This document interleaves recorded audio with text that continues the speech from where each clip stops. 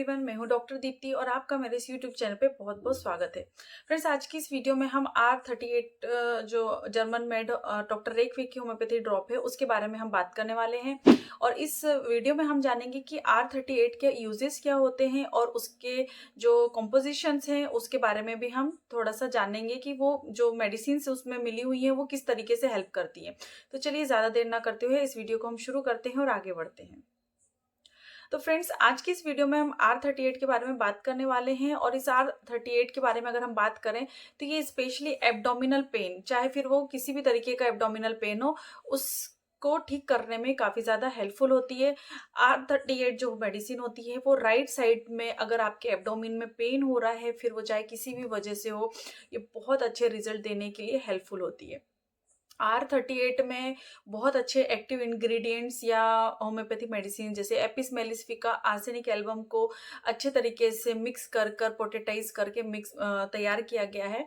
और R38 medicine जो है एब्डोमिनल पेन, चाहे फिर वो किसी भी वजह से हो, चाहे फिर टिश्यू पेन हो, चाहे जो एब्डोमिनल वॉल जो होती है उसके लेयर जो होती है या मेम्ब्रेन जो होती है उसकी वजह से अगर पेन होता हो तो उसमें भी ये बहुत अच्छे से एक्शन दिखाती है।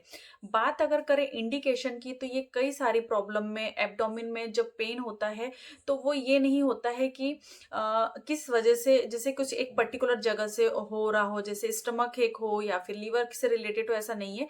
ऑल ओवर ऑर्गन्स जो है एब्डोमिन में या आपके एब्डोमिनल कैविटी में जितने भी ऑर्गन्स हैं उसमें अगर किसी तरीके की कोई भी डिस्टरबेंस है और उसके वजह से एब्डोमिनल पेन क्रिएट हो जाता है तो R38 जो है काफ़ी अच्छी होम्योपैथी मेडिसिन है।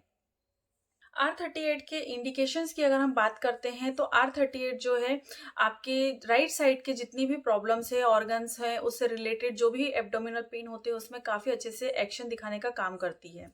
बारे में अगर बात करें तो R38 जो है राइट साइड में जितनी भी तरीके से जो भी ऑर्गन्स में अफेक्शन होने की वजह से एब्डोमिनल पेन होते हैं वहां पर इंडिकेट होती है।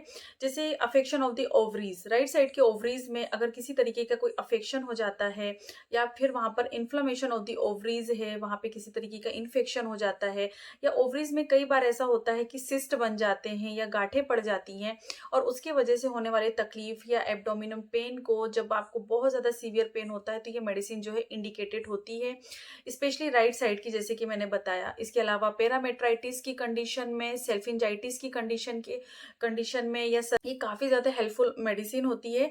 जहां पर आइटिस लग जाता है उसका मतलब होता है इन्फ्लामेशन ऑफ दैट ऑर्गन, यानी कि अगर सेल्फिंजाइटिस की बात कर रहे हैं तो inflammation of the fallopian tube, parametritis की बात कर रहे हैं तो inflammation of the parametric layer जो मेम्ब्रेन होती है उसके बारे में बात कर रहे हैं। इसके अलावा ओवरीज में सिस्ट हो या बेनाइन ट्यूमर हो तो वहां पर भी ये बहुत अच्छे तरीके से एक्शन दिखाती है।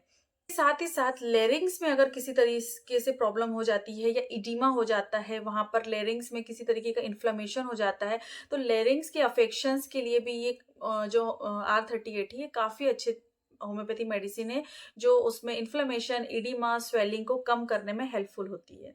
इसके साथ ही साथ अपेंडिक्स में अगर इन्फ्लेमेशन की स्टार्ट हो रही हो at the beginning of the inflammation of the appendix, वहां पर भी R38 जो है काफी अच्छे से एक्शन दिखाती है और इंडिकेटेड होम्योपैथी मेडिसिन है। जो एब्डोमिनल पेन है वो वुमेन्स में भी हो सकता है, मेन में भी हो सकते हैं। एब्डोमिनल पेन के बारे में जब मैंने बात की तो मैंने आपको पहले ही बताया कि जो आपकी एब्डोमिनल कैविटी होती है वहाँ के टिश्यूज या स्किन या फिर वहाँ के जो भी सराउंडेड पार्ट होते हैं, ऑर्गन्स होते हैं, वहाँ किसी भी तरीके का अफेक्शन अगर हो जाता है तो आपको ये प्रॉब्लम हो सकती है। एब्डोमिनल पेन की अगर हम बात करें तो इसमें बहुत सारे कॉजेस हो सकते हैं, जैसे कि कॉन्स्टिपेशन हो अगर बहुत ज़्यादा, तो वहाँ पर भी क्योंकि बहुत अच्छे तरीके से स्टूल पास आउट नहीं हो रहा है और वहां पे कलेक्शन ऑफ द स्टूल होने की वजह से एब्डोमिनल पेन हो सकता है, गैसेस बनते हैं जिसकी वजह से काफी ज्यादा सीवियर पेन होता है।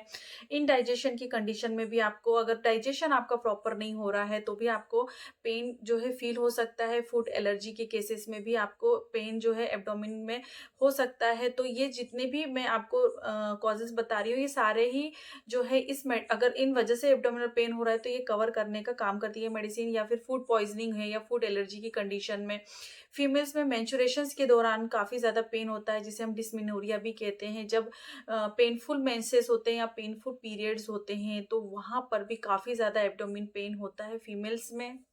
मेंस्ट्रुएशन क्रैम्प्स बहुत ज़्यादा हो जाते हैं। इसके अलावा गॉल स्टोन, जहाँ पर गॉल लिवर में या फिर गॉल ब्लैडर में वहाँ पर किसी तरीके के अफेक्शंस हो या स्टोन क्रिएट हो गए हों, तो उसकी वजह से भी काफ़ी ज़्यादा पेन होता है। एसोसिएटेड अदर सिम्पटम्स भी होते हैं, जैसे फीवर। अगर गॉल स्टोन की प्रॉब्लम है तो फीवर आपको देखने को मिलेगा, वॉमिटिंग, नोज़िया, तो ये सारे सिम्पटम देखने को मिलते हैं। इरिटेबल बाउल सिंड्रोम की कंडीशन में भी आपको काफ़ी ज़्यादा एब्डोमिनल पेन होता है, किसी तरीके के अल्सर्स हो गए हैं, कोलाइटिस हो गया है। तो ये सारे कॉजेज़ जो हैं इसमें आ जाते हैं, जिसकी वजह से आपको एब्डोमेन में पेन हो सकता है। किडनी स्टोन भी एक ऐसी कंडीशन होती है जब आपको आपके जो लंबर रीजन है वहां पर बहुत ज्यादा पेन होता है, सीवियर पेन होता है, वहां पे यूरिन से रिलेटेड एसोसिएटेड सिम्टम्स जो है आपको देखने को मिल जाते हैं। इसके अलावा अगर देखा जाए तो यूटीआई की कंडीशन में भी बहुत ज़्यादा सीवियर पेन होते हैं, जहाँ पर आपको यूरिनरी ट्रैक इन्फेक्शन हो जाता है, फिर वो बैक्टीरियल हो चाहे फिर किडनी स्टोन की वजह से हो। तो वहाँ पर इस तरीके की जितनी भी कॉजेस हैं उसकी वजह से होने वाले एब्डोमिन पेन को ठीक करने के लिए R38 जो है काफ़ी ज़्यादा इफेक्टिव होम्योपैथी मेडिसिन है। ये भी मैंने कॉजेज बताया, उसके साथ एसोसिएटेड सिम्टम्स जैसे कि फीवर का होना, डिहाइड्रेशन का होना, यूरिन में किसी तरीके की प्रॉब्लम हो रहा, difficulty in passing the stool, ठीक तरीके से स्टूल पास नहीं होना, वॉमिटिंग बहुत ज़्यादा होना, बहुत ज़्यादा शिवरिंग होना, पेशेंट में काफ़ी ज़्यादा वीकनेस होना, पेनफुल यूरिनेशन होना, पेनफुल बर्निंग यूरिनेशन भी देखने को मिल जाती है पेशेंट में। कभी कई बार ऐसा होता है कि एब्डोमिनल इंजुरी हो जाने की वजह से भी एब्डोमिन में काफ़ी ज़्यादा पेन जो है देखने को मिल जाता है। तो ये एसोसिएटेड सिम्टम्स भी हैं जो R38 कवर करने में हेल्पफुल होते हैं या उसे भी ठीक करने में काफ़ी ज़्यादा इफेक्टिव होम्योपैथी ड्रॉप है। होम्योपैथी ड्रॉप में कई सारी होम्योपैथी मेडिसिन मिली हुई है, जैसे मैंने पहले बताया। इसमें मिला हुआ Apis mellifica, arsenic album, bryonia and sulphur. अलग अलग होम्योपैथी मेडिसिन के एक्शन के बारे में हम बात करते हैं। तो जहां पर एपिस मेलिफिका है तो ये इन्फ्लेमेशन, बर्निंग के केसेस में काफी अच्छी होम्योपैथी मेडिसिन है, जहां पे आपको एब्डोमिन में काफी ज्यादा बर्निंग होती है, साथ ही साथ एसोसिएटेड उसमें पेन होता है, स्पेशली राइट साइड का पेन जो होता है एब्डोमिन का, क्योंकि वहां पर इन्फ्लेमेशन हो रहा है या ओवरी में इन्फ्लेमेशन हो रहा है, तो उसकी वजह से होने वाले पेन को ये ठीक करने में काफी ज्यादा हेल्पफुल होती है। एपिस मेलिफिका तब इंडिकेटेड बहुत ज्यादा होती है जब रीएब्जॉर्प्शन की वजह से किसी भी तरीके से अगर फ्लूइड का रीएब्जॉर्प्शन हो रहा है और उसकी वजह से वहां पर सिस्ट जमा हो जा रहे हैं, सिस्ट बन जा रहे हैं, और उसकी वजह से एब्डोमिनल में स्पेशली राइट साइड में पेन होता है, तो एपिस मेलिफिका जो है काफी अच्छी होम्योपैथी मेडिसिन है। नेक्स्ट होम्योपैथी मेडिसिन जो इसमें मिली हुई है वो है आर्सेनिक एल्बम, और ये फीमेल्स में खूब अच्छे तरीके से एक्शन दिखाती है, स्पेशली राइट साइड के किसी भी तरीके के ऑर्गन के अफेक्शन की वजह से होने वाले एब्डोमिनल पेन में।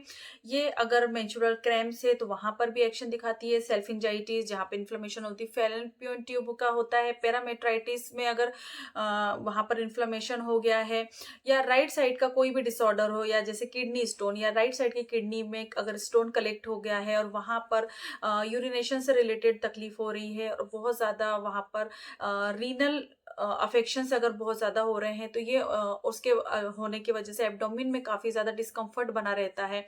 तो ये होम्योपैथी मेडिसिन जो है इसे ट्रीट करने में काफ़ी ज़्यादा हेल्पफुल होती है। यहाँ होम्योपैथिक मेडिसिन इसमें मिली हुई है, तो ये इसका सबसे अच्छा एक्शन जो होता है वो होता है अपेंडिक्स पर। तो राइट साइड में जब भी कभी एब्डोमिन पेन होता है, सीवियर एब्डोमिन पेन होता है, और जब हमें पता चलता है कि वहां पर इन्फ्लामेशन ऑफ द अपेंडिक्स है, तो ब्रायोनिया जो है काफी ज्यादा अच्छे एक्शन होते हैं राइट साइड के एब्डोमिनल पेन में, स्पेशली जब वहां पर अपेंडिसाइटिस की प्रॉब्लम हो। नेक्स्ट होम्योपैथी मेडिसिन जो इसमें मिली हुई है वो है सल्फर, और ये जो मेडिसिन है स्पेशली स्किन पे इसके काफ़ी अच्छे अफेक्शन होते हैं। राइट साइड में होने वाले एब्डोमिनल पेन को ये ठीक करने में हेल्पफुल होती है, ये पेन को रिड्यूस करती है। इसमें सोरिक अफेक्शंस जहाँ पे होते हैं तो वहाँ पर उसे भी ठीक करने में, जहाँ क्रोनिक इलनेस होती है पेशेंट में, बहुत लंबे टाइम से ये पुराना कोई प्रॉब्लम है और उस की वजह से अगर एब्डोमिन में रह रह के बार बार पेन उठ जाता है, तो उसे ठीक करने में काफ़ी ज़्यादा हेल्पफुल होती है, के अफेक्शंस में भी हेल्पफुल होती है। तो ये सारी ही होम्योपैथी मेडिसिन की कॉम्बिनेशन को प्रॉपरली मिलाकर तैयार करके प्रोटेटाइज करके R38 को बनाया गया है, और ये डॉक्टर रेकवेक का R38 का नंबर का ड्रॉप जो है, ये एब्डोमिनल पेन में राइट साइड के अफेक्शंस में काफ़ी ज़्यादा हेल्पफुल होम्योपैथी ड्रॉप है। इसके लेने की विधि के बारे में बात करें तो इसके 10 to 15 ड्रॉप्स तो 1/4 कप ऑफ वाटर में मिलाकर दिन में 3 बार लेने से आपको ज़रूर फायदा होता है। अगर बहुत ज़्यादा सीवियर कंडीशन है, बहुत ज़्यादा एक्यूट कंडीशन है, बहुत ज़्यादा सीवियर एब्डोमेन में पेन होता है, तो आप इसे हर आधे घंटे में भी दोहरा सकते हैं। ये इसके काफ़ी अच्छे रिजल्ट होते हैं। अगर इन्फ्लेमेशन है राइट साइड में, at the same time left side में भी है, या दोनों साइड में राइट एंड लेफ्ट में आपको एब्डोमेन पेन होते हैं, ओवरी की जो दोनों साइड है वो अफेक्टेड है, सिस्ट है, तो आप R39 को भी अल्टरनेटिवली ले सकते हैं। यानी इंटरवल R38 लेने के बाद आधे घंटे का इंटरवल के बाद में आप R39 को भी ले सकते हैं। ये दोनों ही मेडिसिन अपने अपने साइड के हिसाब से कवर करती है, तो ये दोनों मेडिसिन को भी आप ले सकते हैं। अगर राइट साइड का है तो R38 लीजिए और लेफ्ट साइड का है तो R39 लीजिए। तो इस तरीके से इस मेडिसिन को आप ले सकते हैं, इसका यूज कर सकते हैं। लंबे समय तक इस मेडिसिन को लेना चाहिए। अगर क्रोनिक कंडीशन है बहुत ज्यादा, जैसे कि किडनी स्टोन की प्रॉब्लम है, ओवरीज में अगर सिस्ट है, अपेंडिक्स के इन्फ्लेमेशन में, सेल्फिंजाइटिस में, तो ये कुछ क्रोनिक कंडीशंस होती है जहां पर इस मेडिसिन को आपको लंबे समय तक लेना चाहिए। इसकी किसी भी तरीके की कॉन्ट्राइंडिकेशन नहीं है, लेकिन प्रेगनेंसी के दौरान आपको डॉक्टरी सलाह की जरूरत होती है। तो ये थी आज की वीडियो R38 के बारे में। होपफुली आपको ये वीडियो पसंद आई होगी। अगर अच्छी लगी है तो लाइक शेयर करना बिल्कुल मत भूलिए, और इसी तरह नॉलेजेबल वीडियोस के साथ हम आते रहते हैं। इसके बाद मिलेंगे हम नेक्स्ट वीडियो में। तब तक के लिए बाय बाय। अपना ध्यान रखें, खुश रहें। धन्यवाद।